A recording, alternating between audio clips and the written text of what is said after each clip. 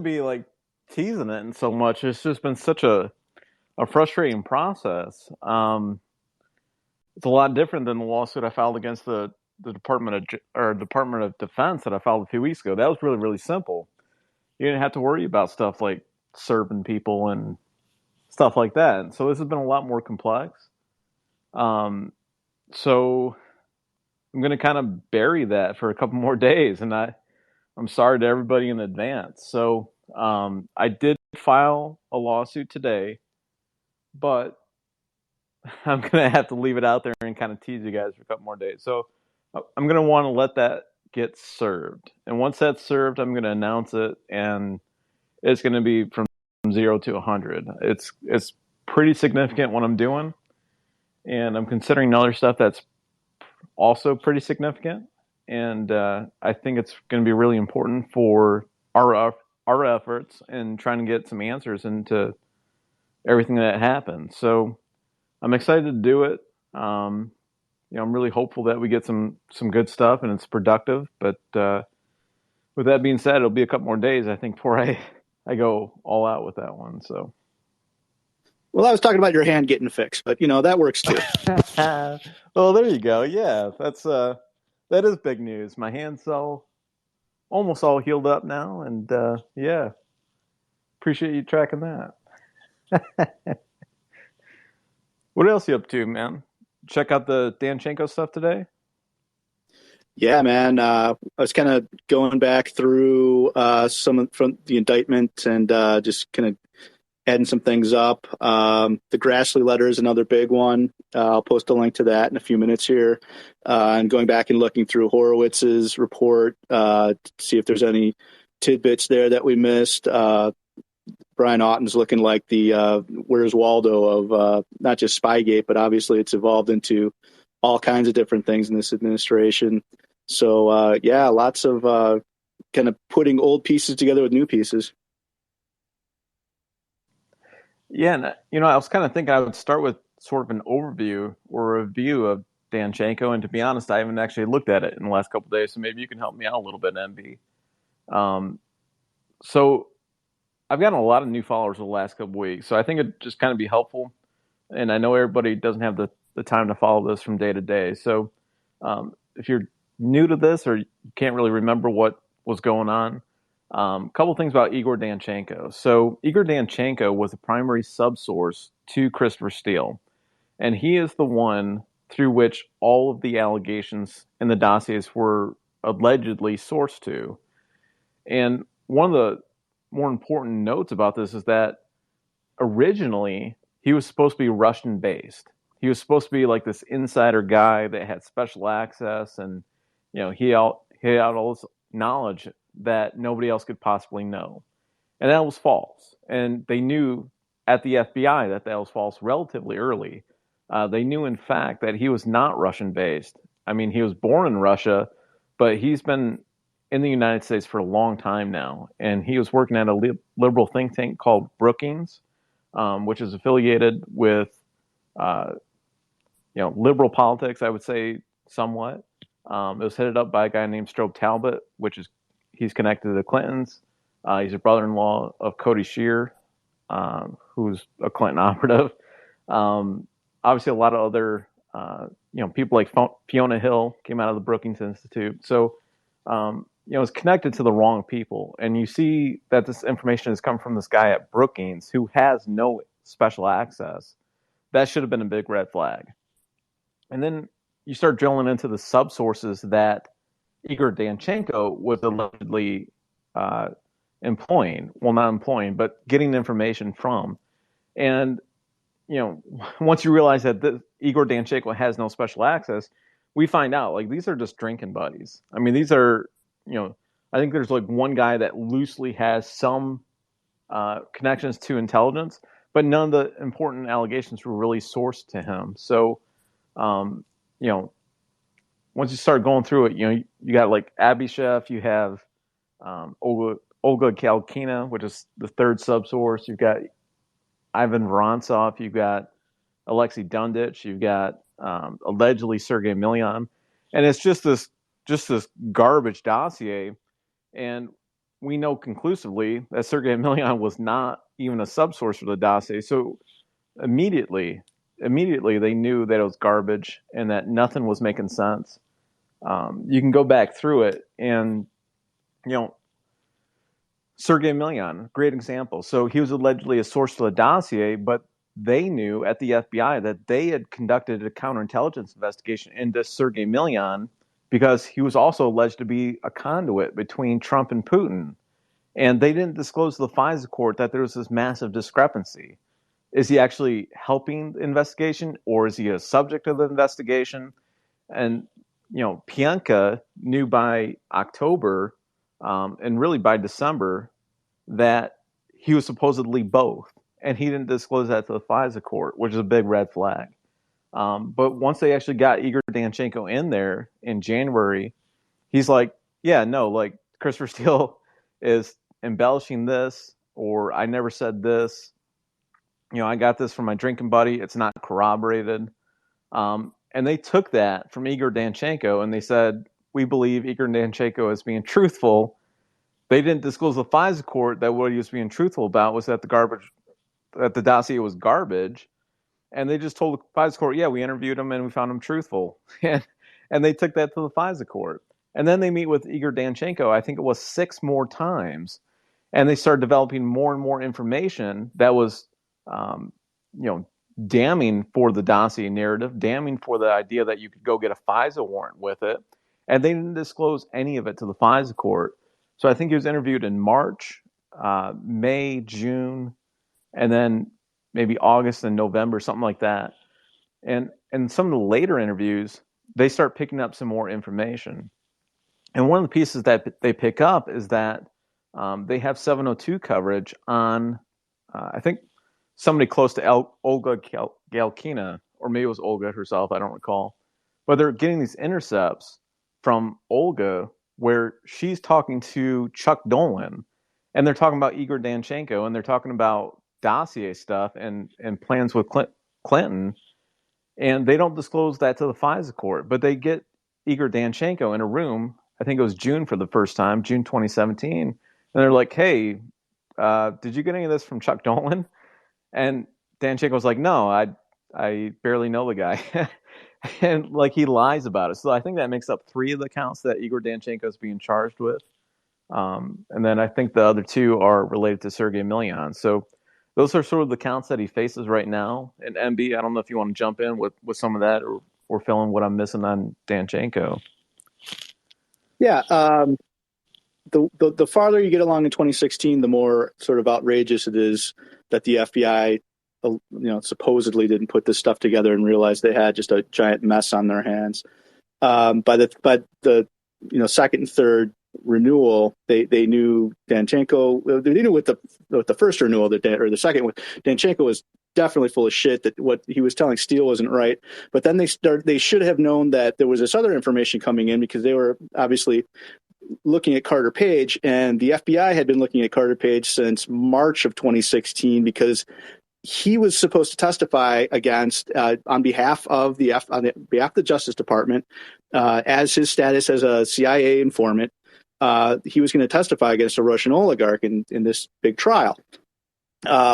So he comes to the FBI in March of 2016 and says, "Oh, by the way, I accidentally told not accidentally on purpose, whatever. I told some Russians that I am male number 1 in this court case against the oligarch."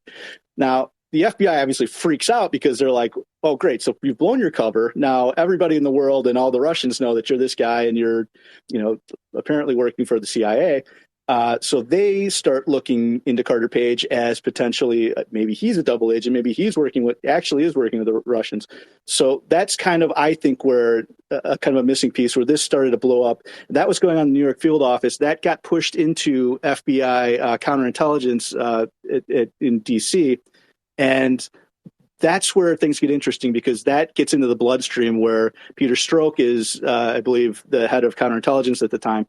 So all that information should have been bubbling up that first of all, he was working with the DOJ. There are people there that you could have gone to and said, all right, there was handling agents of the FBI that knew Carter Page, knew he was working for the CIA. So does this stuff, how does that jive with all this stuff coming from Steele? Apparently nobody sat down and tried to square that circle. To me, that's just another like huge opportunity the FBI had to stop this thing in its tracks, but it never happened. Yeah, those are good points. I mean, it's just mind blowing.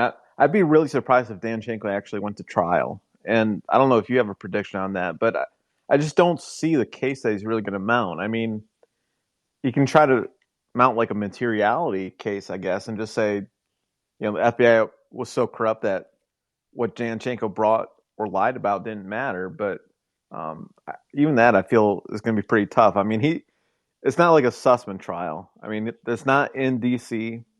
It's a little bit more favorable, and I don't think there's the ambiguity around some of that stuff that Danchenko can really bend, um, the jury around. So uh, it is a little bit surprising to me if they actually go to trial on this. I don't know what Danchenko would be hoping for. They seem like they're ready to go to trial, and if they haven't cut a deal by now, you have to wonder why.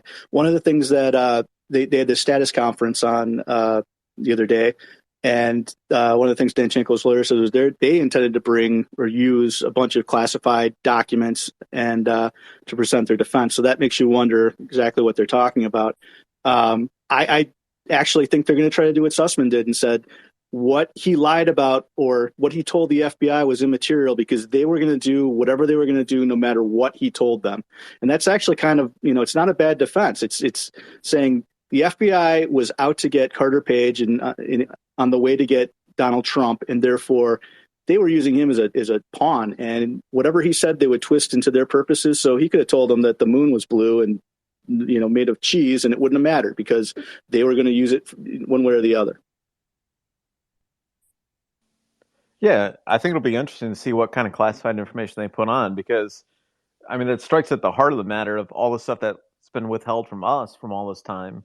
But it's got to be made available to Danchenko. If it's remotely related to a case or defense that he could put on, they have to give it to him. And yeah, maybe they do have something that's really going to be really surprising. I forgot who it was. Somebody commented today that some of the revelations that we get out of the Danchenko trial might equal to, what we got out of the Sussman trial.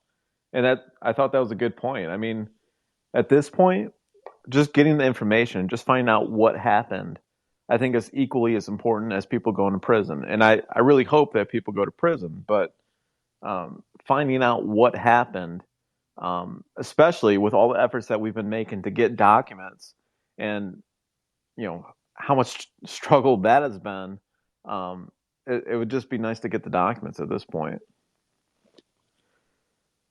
Hey, Shem, what's going on, man? Hey, it seems to me like Durham doesn't mind if Sussman or Danchenko say the FBI already knew that they were lying to them. It seems to me like that's part of his broader case that, of course, they knew, and so they're complicit.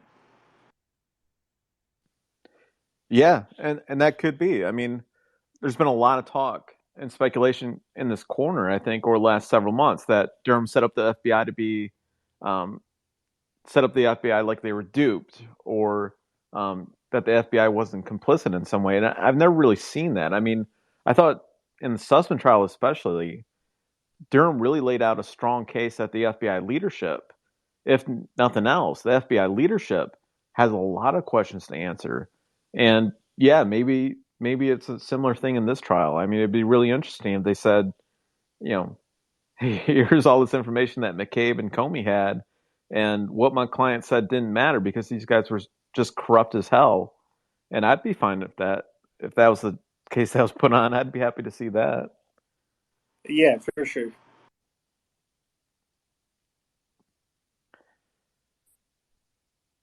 Let's see. MB, you got anything else? I had Hans or Walkerfire if you guys want to talk.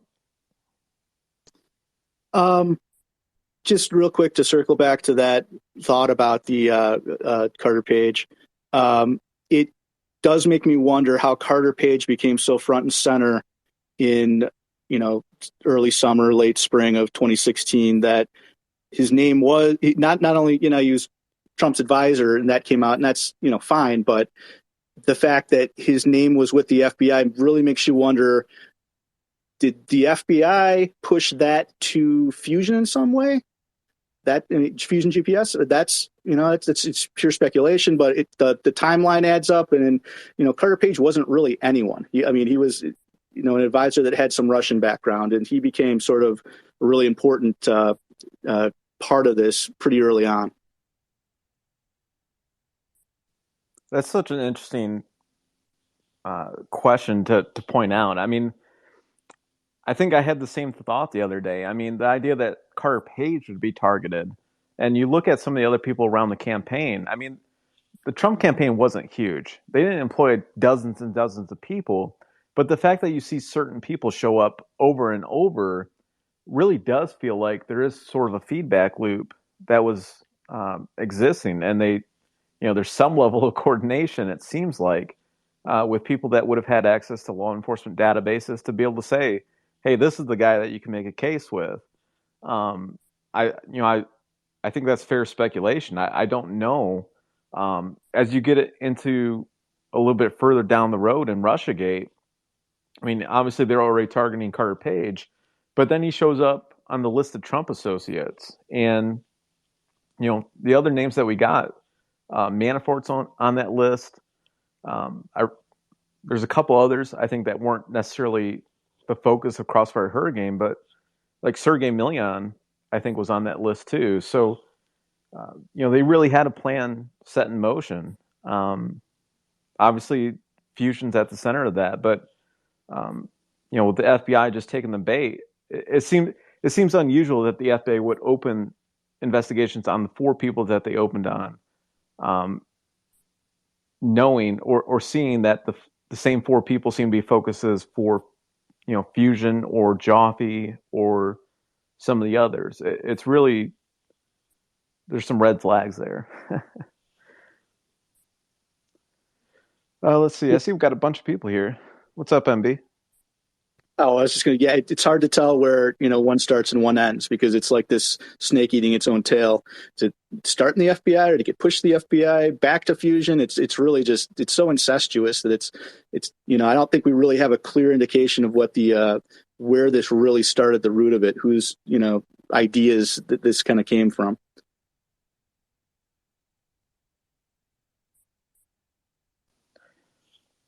Yeah. I think I'll open this up to some questions. I see we got a bunch of people here. I don't know if anybody else has a comment or anything they want to share. Sort of talking about Danchenko so far. And I guess there's probably a few questions I getting a couple DMs here, but I open up the chat with MB a little bit, talking about some of the stuff that I'm up to. Still pressing pause on a couple things, on a couple big announcements that I'm working on. It's taking a little bit longer than I thought. It's a little bit more frustrating than I thought. Something did get filed today, and once it's been served, I will have a larger update. So for those people that are DMing me, it's still coming, still working on it, but it's probably going to be a couple more days. So, all right, let's see. Anybody else want to speak? Go ahead. Thought it'd be nice to touch base heading into the Danchenko trial a little bit. There's a couple other little tidbits if we want to talk about the Danchenko trial that came out. One was I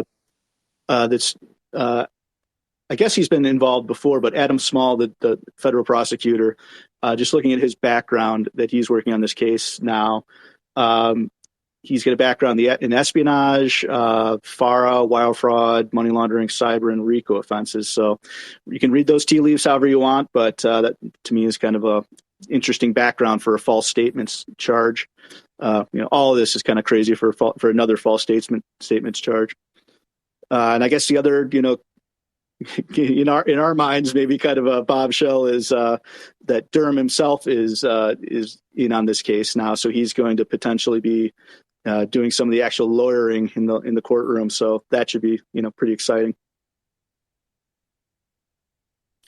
That would be pretty awesome, especially if we get to the trial and Durham's the one that's actually doing cross examinations and things like that. That would be pretty cool to see. I mean that shows that he's willing to take responsibility for this investigation. I mean he's not gonna let his people out there get criticized in the media. I mean he's gonna take responsibility for it and try to bring these prosecutions across the finish line. As it relates to Adam Small, I mean, that is really intriguing. I saw that a few weeks ago. That's not somebody we really talked about, and I don't know if we have a good handle on whether he's actually on the John Durham team or if he's like a loan out from the Department of Justice. If anybody has speculation on that, I'd be curious to see what anybody would say.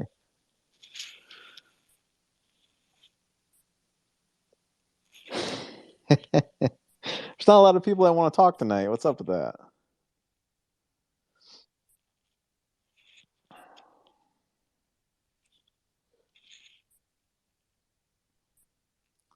All right, MB. What's the next topic, man? I guess we could talk a little bit about the letter that Senator Grassley sent to the Attorney General, pretty much lowering the boom on Brian Auten, who we know from basically every part of Spygate. He was started at the beginnings of Crossfire Hurricane. He's a FBI intelligence analyst.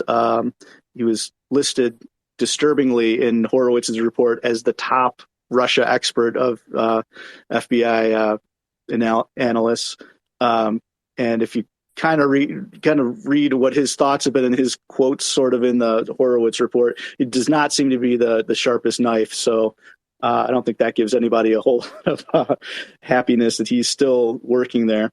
I guess that was kind of one of the things I wanted to talk about tonight was how disturbing it is. It's been 5 years, it's been 6 years now, and kind of where the rubber meets the road with that is a lot of these people are still working for the FBI. They're still working for the Justice Department.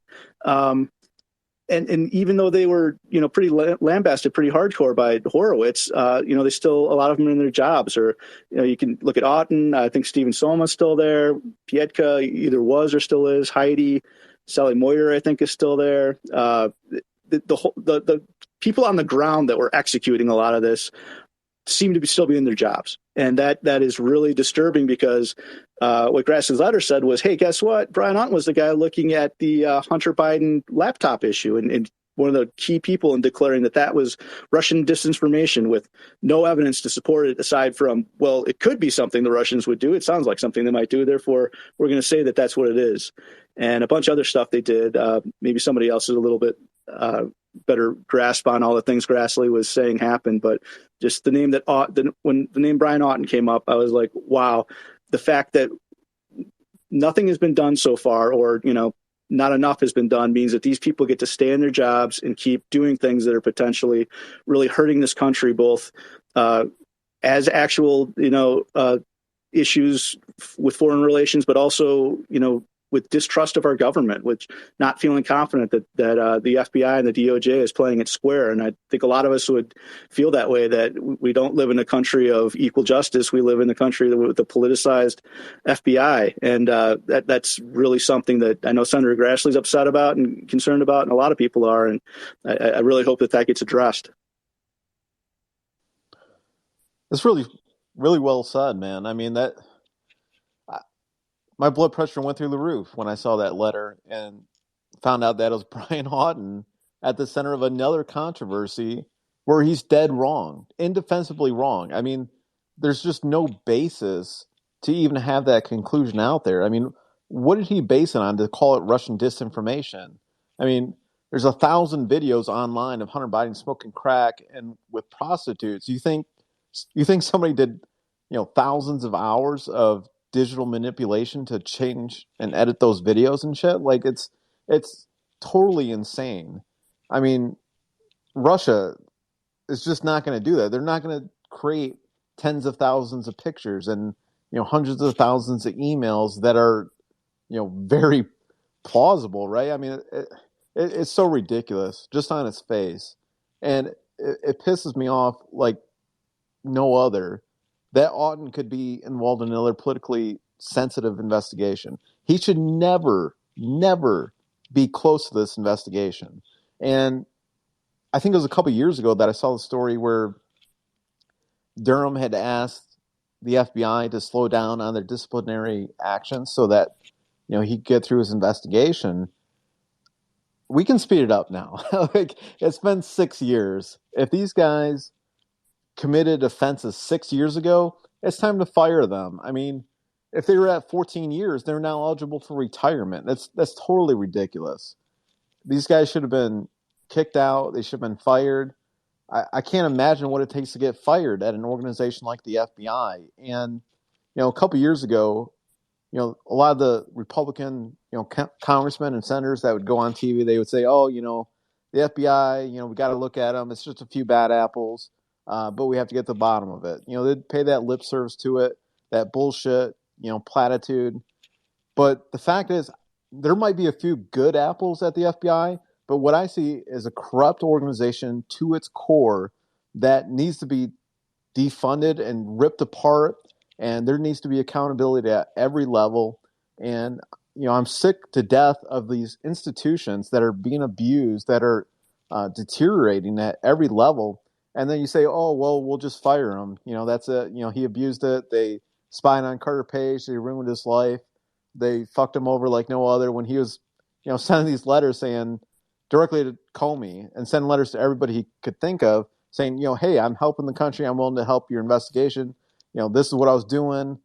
And they said, "Yeah, we're just going to keep spying on you and submitting these garbage FISA reports or FISA applications." And no accountability. I mean, I'm still way out, I think, on the fringe of this corner. I think there's going to be some indictments at the FBI, but this is ridiculous. Like 6 years later, we shouldn't even be talking about people being fired. It should be, okay, this guy's going to prison today, or this guy is innocent. Maybe he didn't do anything wrong. I mean, there's no question these guys deserve to lose their jobs. That's not even the discussion. The discussion is it criminal? So I don't know. Shouldn't go too much further than that, but yeah, it's especially disturbing that. Okay, fine if Durham asked him to lay off on disciplinary action or maybe not firing them, but don't put these guys that Horowitz just completely took apart and put them in a position that literally was the political sensitivity department. That was, hey, if something's coming up for the election and we need to take a hard look at it. And Brian Auten's working that department, and he's the one making these decisions because it's too political for to show up before the election because it might influence things. Well, this is someone that demonstrably has political issues. Pick somebody else. I don't care. Pick it out of the phone book. But the fact that FBI Director Wray he's the one in charge of this at the end of the day, and he's not addressing that. It's not on his radar screen. This stuff isn't important to them. Apparently, these things that we are all very concerned with, and a lot of Americans are really concerned with, are just not important to the FBI leadership. After all of this, after the FISA court has come back and excoriated the FBI, after the Horowitz report comes back and just all these terrible things that were happening. All right, if you want to plead incompetence or you want to plead, we're sorry about this, that's fine, but clean up your mess. They've shown no indication that they're doing anything to clean this thing up, and that's what really, really makes you kind of agree that is this organization just not repairable? Is it something that's got to be just taken down to studs and either rebuilt or farmed out to the states? I don't know the answer, but it's really disturbing. With the FBI does not have a great track record over its history of protecting civil liberties, and you can look back to the very beginnings, and it doesn't seem like it's ever going to change. The fact that Peter Strzok isn't in prison is incomprehensible. Yeah, well, I mean, it's not even just Russiagate. I mean, you look at the gymnasts that were being raped, and they made all these reports, and they basically weren't going to do anything against these FBI agents that did nothing in response to these allegations. And then I think they remanded it for another investigation. And then after another year, they were like, "Nope, we're not going to do anything against these FBI people. Case closed." And it's insane to me. It's absolutely insane. It's not just Russiagate, and there's real consequences to the deterioration of the FBI as an institution. And yeah, it's really disappointing to see them caught up in political schemes. And yeah, there's a mountain of problems around Russiagate and the Hunter Biden fiasco, but people are being murdered, people are being raped, and you find out all these mass shooters, and then oh yeah, the FBI had this file on this guy this whole time, and story after story, the FBI has not been serving us well, and I don't know, man. I mean, I was sitting there in the Sussman trial, and I think the Chicago field office, I think I liked all those agents. I think they were all reasonable people. I think they were all prosecution witnesses for Durham, for the most part. And they all seemed like reasonable people. They all looked at it and said, "Yeah, this Alpha Bank stuff, like it wasn't even plausible on its face. Like it's just totally ridiculous. We did run it down. We collect this data from GoDaddy and Central Dynamics. We reconstructed the data. It didn't make any sense. It didn't support the allegations at all. We wanted to go interview David Dagan, and the FBI leadership was like, no, don't do that. We contracted a third-party entity to come in and do some analysis. They were like, they agreed with us. There's nothing there. And, time and again, it was the FBI leadership saying, no, keep the case open. And it wasn't just the Alpha Bank. I mean, General Flynn is another great example where, the field agents, the line agents were like, yeah, there's nothing here. This is ridiculous. We need to close this. And then somebody kept it open. And they made a case. They manufactured a case to keep it open, to keep it going in the face of overwhelming exculpatory evidence and minimal probable cause to keep the investigation open. And yeah, I mean, I don't know how much more we want to beat the dead horse on this. I think we all understand that there's a real problem with the FBI. And, I really hope there is a massive landslide for the Republicans, but there has to be Republicans that are willing to lead the charge into accountability. And the Democrats have done a really effective job of setting it up as, it's going to be like retaliation, right? If you go subpoena the phone records of Adam Schiff, oh, it's retaliation. There's no substance there.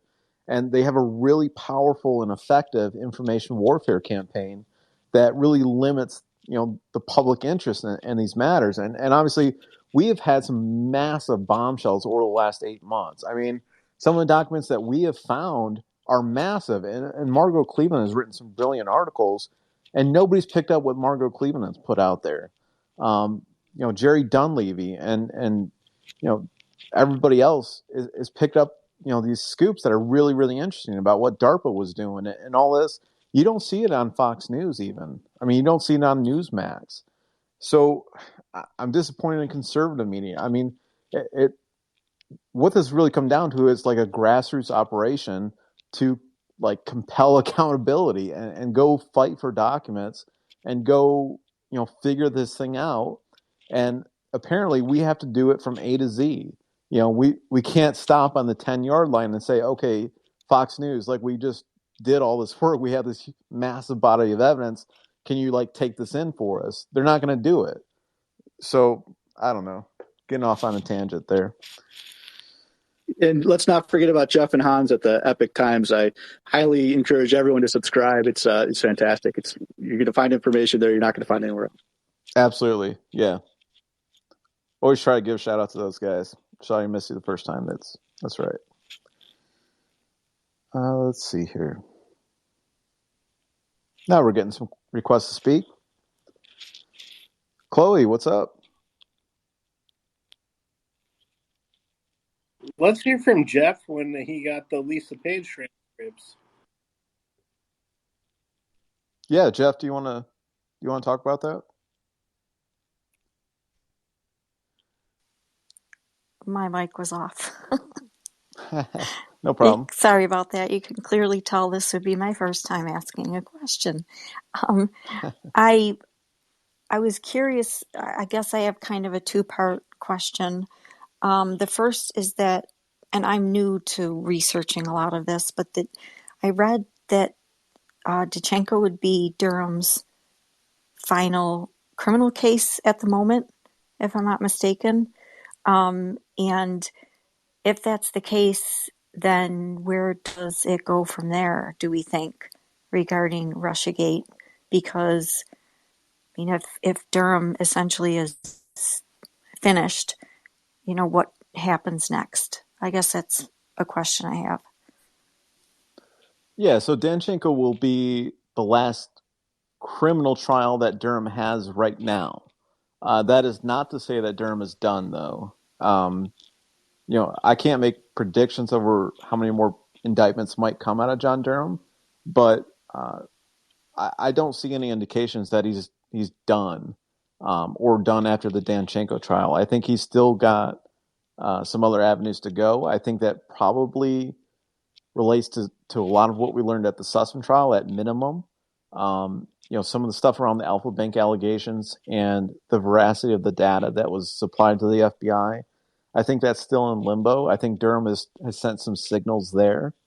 I am still of the opinion that there are some indictments that are going to come at the FBI and some of the private actors. I think other people that are in this corner and far more brilliant than I am would tell you that they don't think there's going to be any accountability at the FBI, but free to have our own opinions, at least for right now. So I don't think Durham's done, though. And if anybody else has an opinion, go ahead and chime in. Well, he's going to file a report. That's part of the statute establishing the independent counsel or special counsel. Now that goes to the attorney general, who decides whether it gets released, whether it's redacted, what happens to it. So that'll be an interesting fight. I can't imagine at this point that he'd really hold it up much, because the political blowback would be terrible. But that report's going to be really interesting. And a lot of people think that was Durham's end game once he realized he couldn't get as many indictments maybe as he wanted, was we'll have to put it in the report and let the chips fall where they may, and people can judge for themselves all the wrongdoing that happened, that maybe there wasn't criminal liability that we could prove beyond a reasonable doubt, but that was definitely misconduct. And I guess we'll see how hard Durham goes in that report. And I'm not even real hopeful at this point that he's going to be too hard on the DOJ, FBI.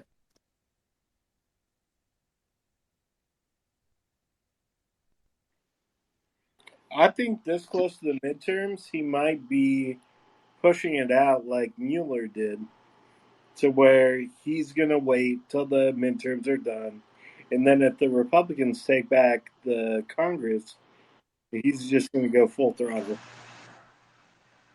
Yeah, I mean, I think that is possible. I mean, he's going to get a little bit more support with a Republican Congress, Republican Senate, who can apply a little bit of pressure and make sure that he gets a little bit more funding from AG Garland. I think there is a little bit of a risk that Garland actually shuts him down after the midterm elections, because the Danchenko trial will be over, and they might just be willing to accept the political blowback. I mean, we've seen Garland. I mean, he is not moderate. I mean, he's not willing to toe the line. I mean, he's very much gonna be out there as a liberal. He's gonna he doesn't have to answer anybody, is what it seems to be the case for him. So I don't know. I'm not predicting he is shut down. I'm just throwing it out there. It does seem a little bit possible at this point. But yeah, I think with the Republican Congress, I think Durham might have a little bit more support. He might get a little bit more funding. They can apply a little bit more pressure through subpoenas and things of that nature for documents.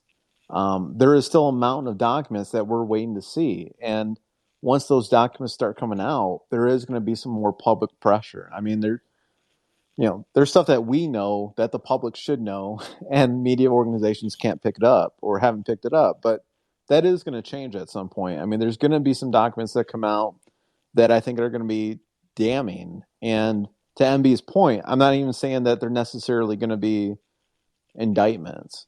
At this point, I mean, what Durham's really up against is he started his investigation so far along after all these crimes. I mean, everybody had a lot of time to cover stuff up. It's pretty obvious that there was a significant cover up, and that makes it really hard to make a case. And plus, you're investigating people with a law enforcement background that understand how to hide evidence and things of that nature. So Durham had a really tough mandate to go do what he's doing.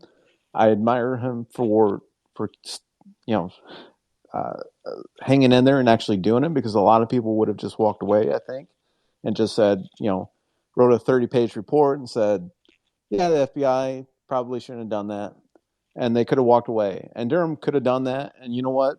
There's not a whole lot of people that would have criticized them, in the media especially. So I think Durham probably has about a year.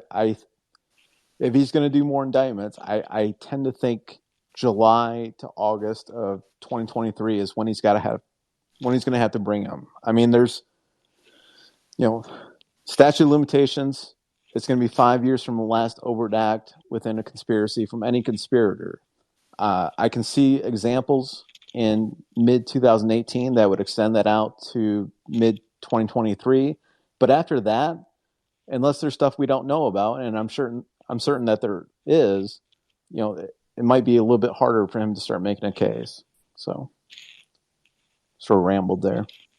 Do you think that Ezra Cohen Watnick with the PIBD or DB will play any part in documents being available? Or, I mean, I just am curious about that, because it'll be 2 years that he's been a part of that, and I haven't really noticed more information being released, etc. I'm sorry, who was that? Ezra Cohen Watnick and the public interest board that he's, I guess for documents to be released, declassification board. Yeah, I don't think that's going to have an impact, unfortunately. We'd like to see more documents, but I mean, it's not a question of the short answer is I don't think there's going to be an impact there. I think they're abusing their ability to withhold documents. I think they're citing exemptions incorrectly. They're slow walking documents. A lot of that is just the inefficiency of government. I don't think it's just limited to Russiagate stuff, but I certainly do have the sense that some stuff is being wrongfully withheld. And obviously, like the binder documents, there is absolutely no reason that has not been declassified by now. And we saw that from John Solomon a couple weeks ago, where they went and found the memo, and that told us quite a bit about what was happening. So the FBI conducted a review of certain documents that Trump wanted to release. And I think it was like January 14th, the FBI came back with proposed redactions. And Trump signed off on the order and said, yes, I accept those redactions. Go ahead and put them in, and these documents are declassified. So they already had identified what redactions to make, and they should be under orders. Like, unless Biden went and immediately rescinded that, and we haven't heard about that. And there's been way too little accountability or transparency on that. There's been a lot of FOIA requests, and we haven't gotten answers. We haven't gotten a clear answer, not a single one, on why we haven't gotten any of those documents yet. So That was clear to me when I was reading through the 200 pages plus of the emails that you revisited. I was reading through some of those. And is it Georgia Tech, I think, that they yes. have to release, they have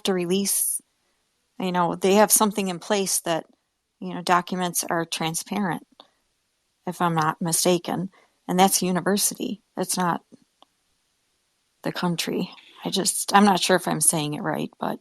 Yeah, so I submitted open records request to Georgia Tech, and I submitted open records request to the state of Georgia AG office, who had collected some documents because they were actually going to represent and defend Manos Antonakakis and David Dakin at one point. So I think the batch you're referring to was actually from the state of Georgia, and there were some really interesting documents in there. So there's like 276 pages in that batch, and then I've got a couple thousand pages from Georgia Tech. And unfortunately, a lot of it's duplicates, a lot of it's irrelevant, but there are some really good finds in some of those documents. And Margot Cleveland, I mean, she was the first one to actually put in a FOIA at Georgia Tech, and she got a really interesting batch about monocytococcus. And then I think it was like January, well, late December maybe, I got really interested and I started putting in FOIAs. And we were able to collaborate a little bit, and that was really fun. So we have thousands of pages of documents from Georgia Tech.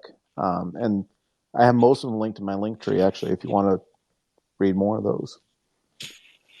But yeah, state entities are a lot faster. They're a lot faster to process generally than under FOIA laws at the federal level. I mean, federal level, I haven't gotten a single FOIA processed ever. And I've gotten a lot processed at the state. So. Okay, thank you for answering that. I appreciate it. Thank you. Yeah, thank you.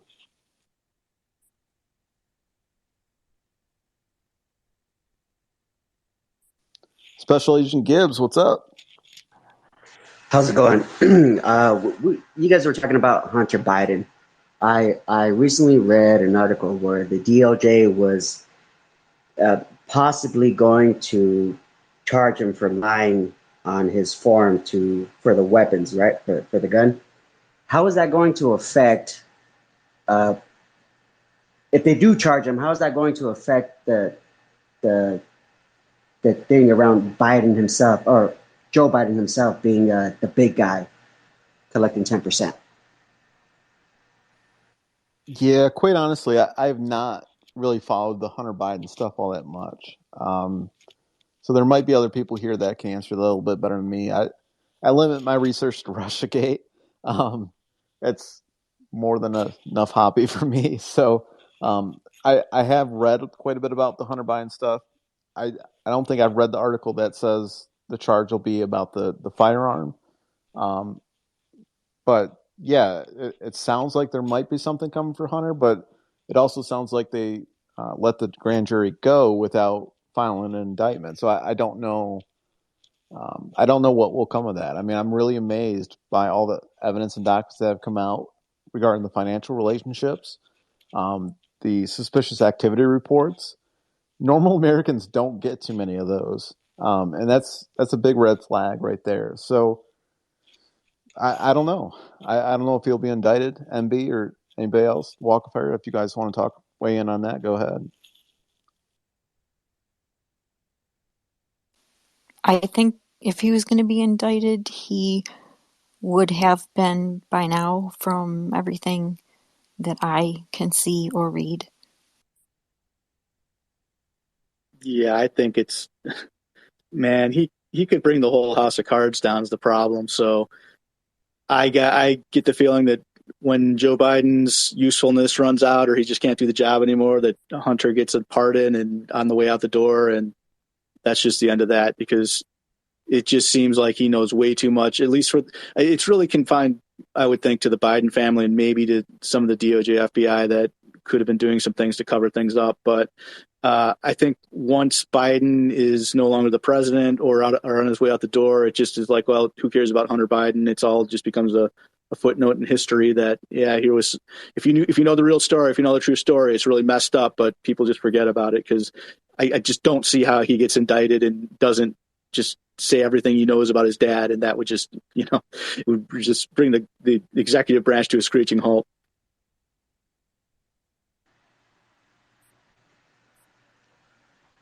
All right, sounds good. Thank you. Hey, Kimmers, what's up? I'm there. Can you hear me? Yeah, how's it going? It's going good. I have a question about the 30 witnesses that Durham has subpoenaed. I'm just curious what your thoughts are on what they could possibly witness to bring. What are they going to bring to this whole case, other than, hey, I heard, so and so talking about this. What do you think's ultimately, and who these witnesses might be? Are they going to be people that Sussman, people like that, Joffe, all those guys? Who is it? Yeah, so it won't be people like Joffe or Sussman. But yeah, it's a good question. I don't think we have a basis to really speculate on it. Other than it'll probably be people that interviewed Danchenko. I think there was 6 or 7 interviews of him. So definitely it's going to be some of those guys. And then, he's going to throw a few people in there that, um, are going to say something to the effect of this had an impact on my investigation, or we undertook these steps to try to corroborate this information that Danchenko knew to be false when he made the statement, and things of that nature. So it really could be anybody. I don't imagine it's going to be the FBI leadership because that could open up some doors. I think Durham and the FBI leadership probably don't want to go down. So Yeah. I don't know. MB or anybody else want to speculate on that? Go ahead. Well, if they ran the case, they ran the Sussman case. Who knows? Because I mean, I'm not a lawyer, but having some of our lawyer friends describe it, and especially the ones that worked in criminal law, that they put on the DNS expert first to bore the jury to death. It's like, who knows? Who knows what the it really? I guess to put it another way, it depends on how Durham intends to run the case. Like, what is he going to again, try to demonstrate this big conspiracy that's happening that really doesn't necessarily matter to the actual charges? Or is he going to make it real focused and just be like, look, he lied to the FBI, end of story. This guy's a scumbag, convict him, which, that is probably the best way to get just a simple conviction for lying. So I guess that's the question. Without knowing kind of what the strategy is going to be this time around, it's probably really hard to say. But you've got 30 people that we don't know, will they be bringing it? Will it just be testimony or documents or, or an email or a text message? That'll be submitted with evidence, but will they be the people that are just saying, yeah, I was sitting there at work with Danchenko and he was talking about this? I mean, could that be possibly what some of these witnesses are, or, possibly saying, yeah, we know that we saw Danchenko and Hillary meeting somewhere. Could that be part of what these witnesses bring?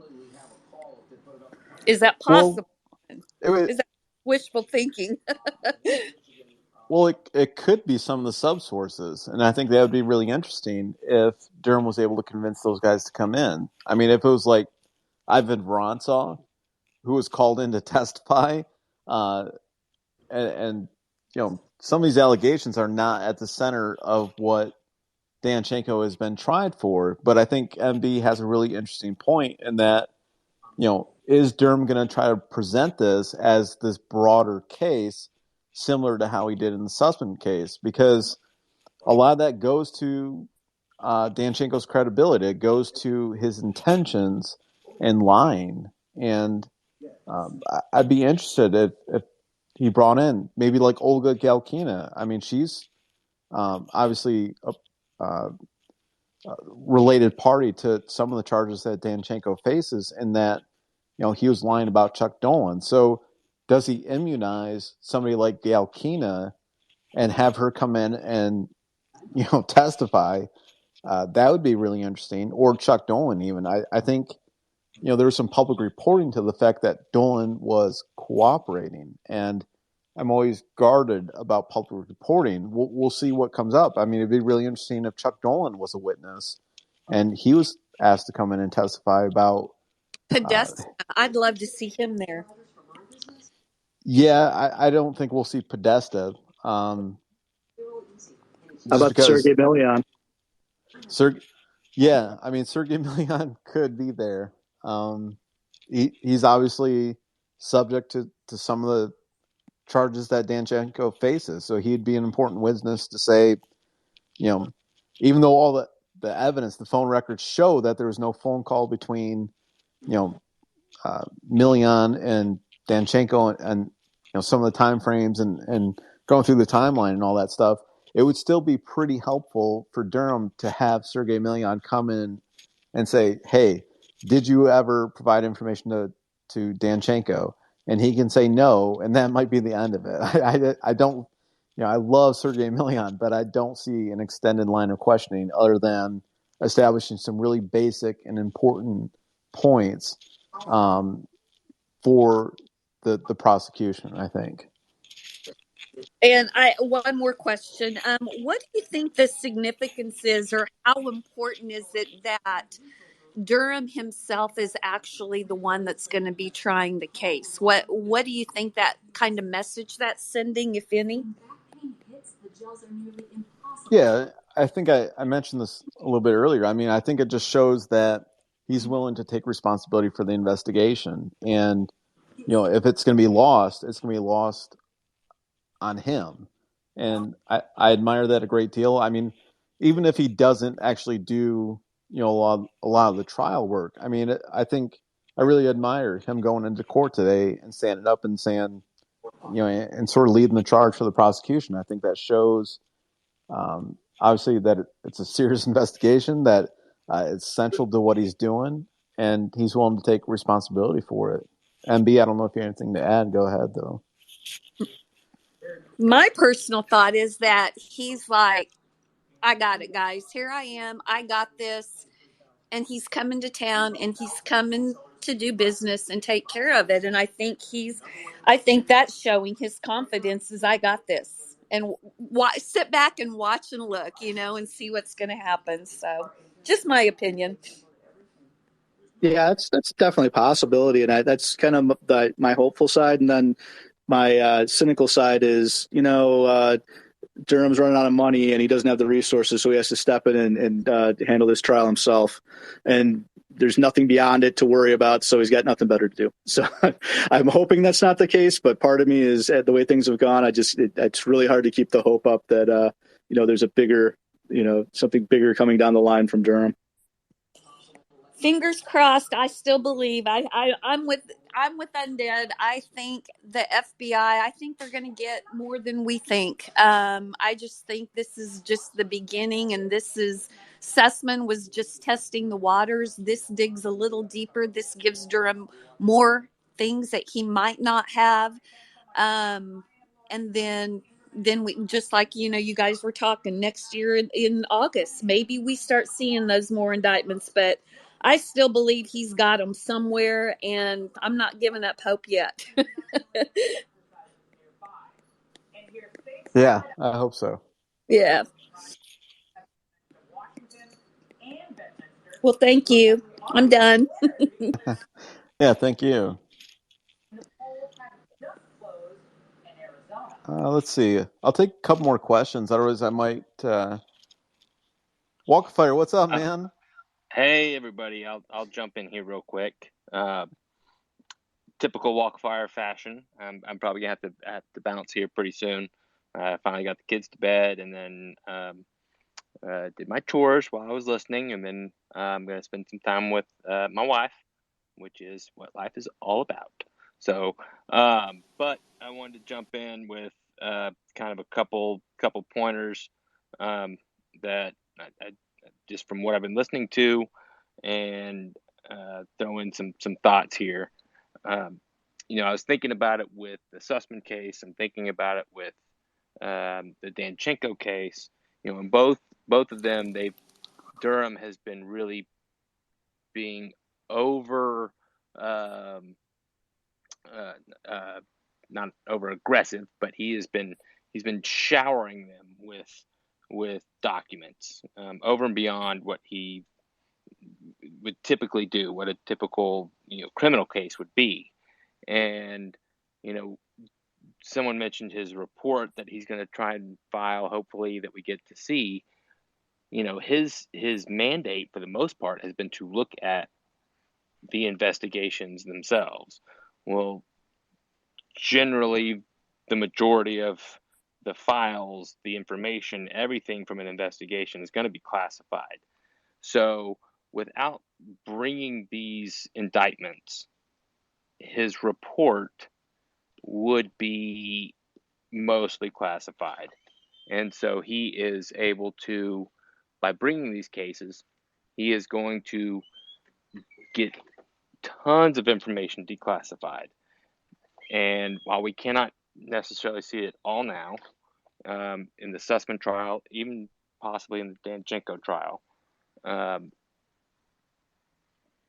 his report will be able to be as transparent and unredacted as possible.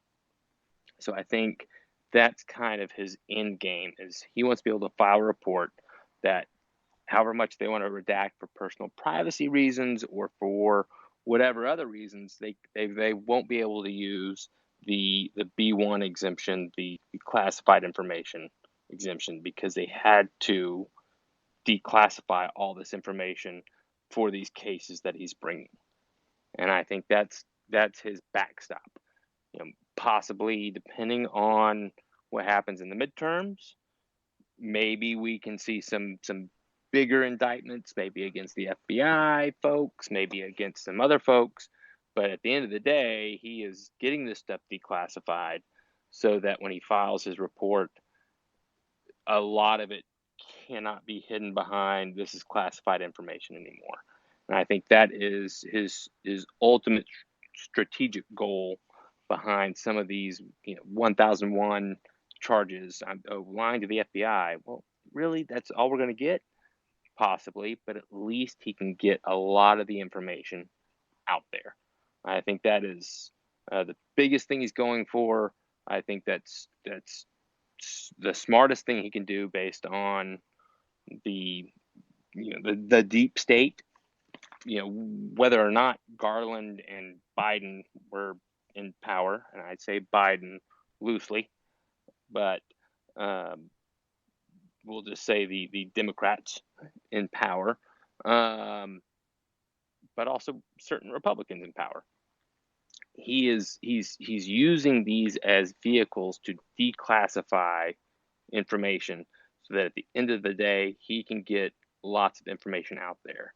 And we're going to have to be okay with a lot of people did some really screwed up stuff. They're not going to go to jail. It's unfortunate, but at least we can get the information out there, and I think that will be huge. That's my first biggest thing. It's unfortunate because I really want to see Danchenko and certain other conspirators go down, but I'll take that as well to when I first was able to join into the conversation here and hear a little bit about the conversations of what's going on with the FBI. Why is he not going after them? Whether or not that's a mandate from Garland or from others, or no, you're not going to take down the federal government as a whole. That's not your mandate, and we're not going to let you do that. Okay, I can even actually understand that. Do we want to just totally destroy our standing internally within domestically and within foreign relations? Maybe not.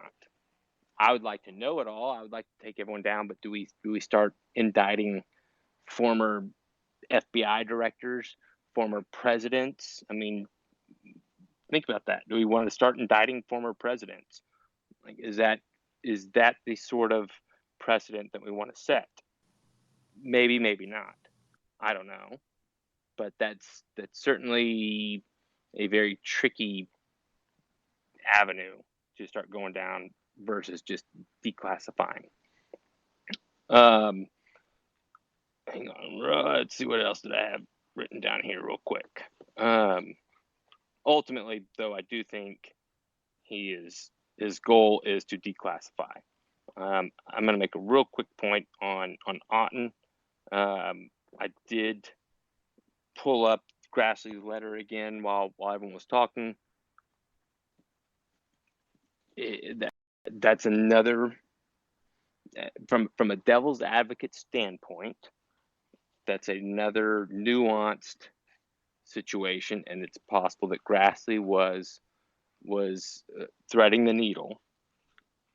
So, Otten opened up an investigation, but he did not necessarily be the one that closed it down. And what he opened up, it appears from the letter, was, I'm opening up an investigation into Russian disinformation. And then Tybalt and some of FBI leadership used that to shut down avenues of reporting. Here's a hypothetical. Someone opens up an investigation into WikiLeaks releasing hacked Clinton documents and DNC documents. Okay.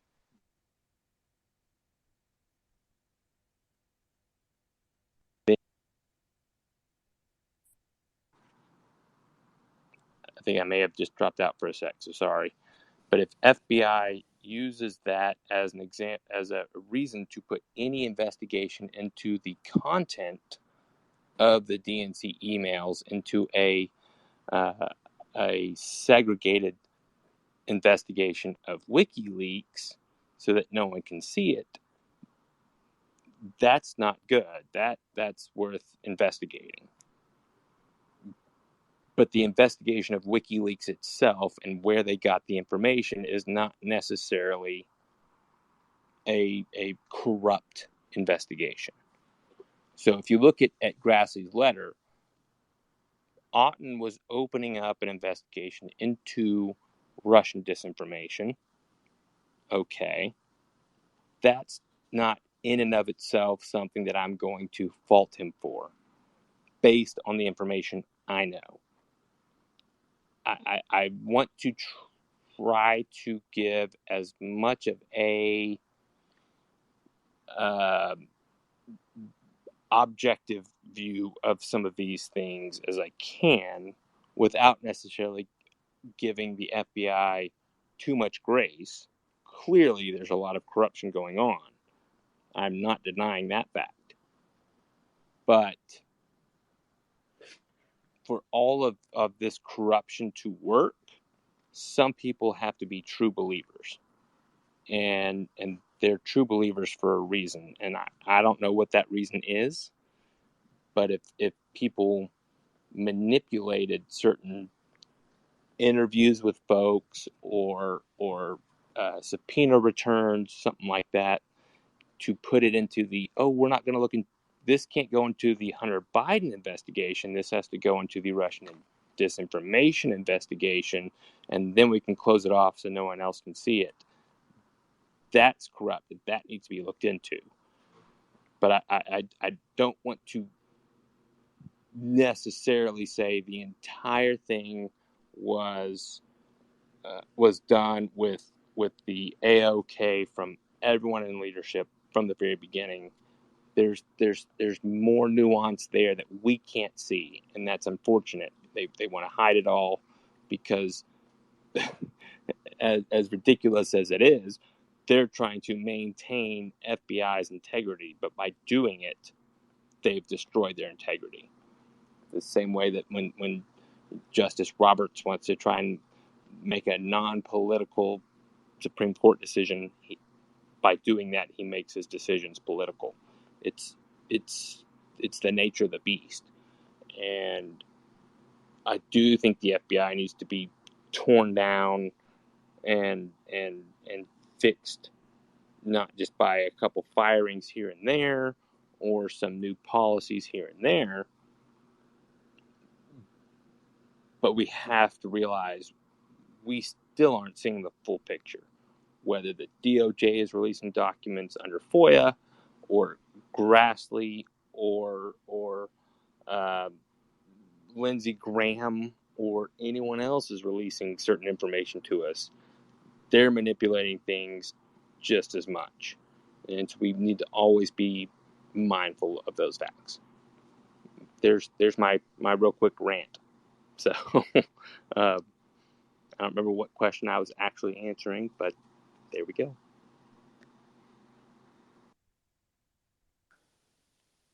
That was a great walk of fire. I always appreciate when you join us, and I wish you would join us more because that was great. Hit all the points, and yeah, I think that makes a lot of sense on each portion that you touched on. I don't know. I mean, I think there's a lot of truth in what you're saying, especially about the declassification of documents. I think that will be really important for John Durham's eventual report.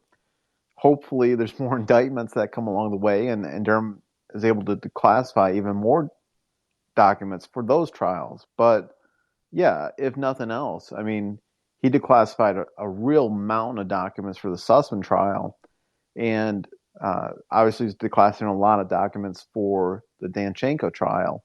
And between those two trials alone, you're talking about hundreds of thousands of pages of documents, and there should be some answers there.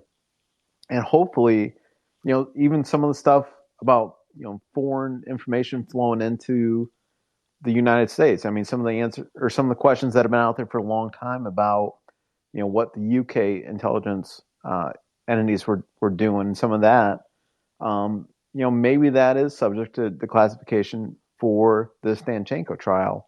If it's remotely related to what he's doing, maybe Durham's able to push for that, and maybe we'll get some answers to some of those questions.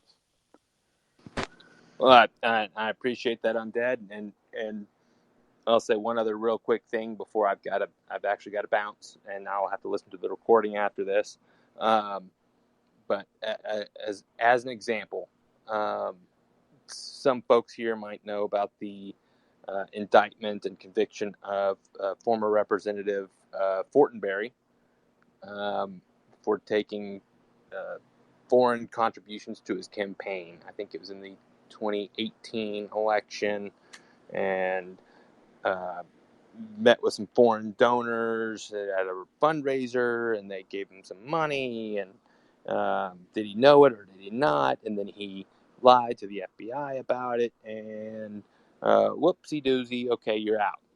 And as part of the evidence that they gave, they presented a lot of case files from an FBI investigation that was called Titan's Grip, and you can tell just from the name.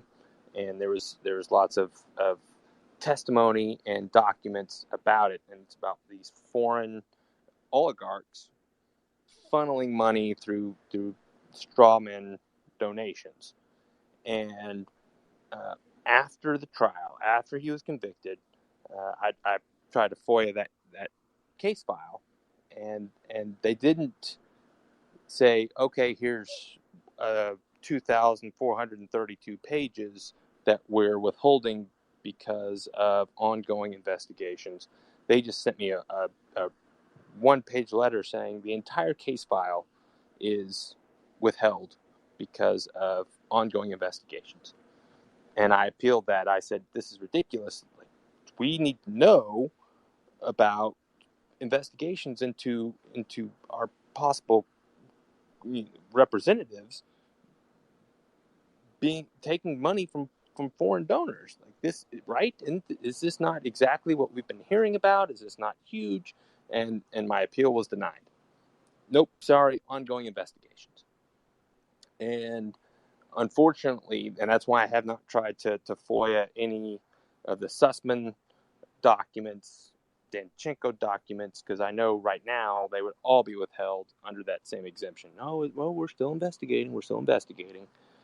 And it's one of these situations where we have to wait for Durham to be completely finished before possibly they would start releasing some of these documents. But they do have these investigations going on. They're withholding all this information from us, knowing that potential candidates or incumbents are being influenced by foreign powers and foreign donors. And it goes to this whole Russiagate, Spygate, everything of there's a lot of information there, even if Durham has declassified it yesterday to give to Danchenko, we can't necessarily get it yet. We have to be patient, as hard as that is, for Durham to finish his investigation, finish everything he's trying to do, and then we can only get some of it probably at the end. But still, he should be able to put a lot of that in his report we should hopefully be able to start getting some of those documents. Jason Leopold, he FOIA'd a bunch of the interview notes and attachments from the Mueller investigation, and those are still coming out month by month from the FBI. Here we are, 3 years after that investigation concluded, and we're still slowly getting a drip by drip releases.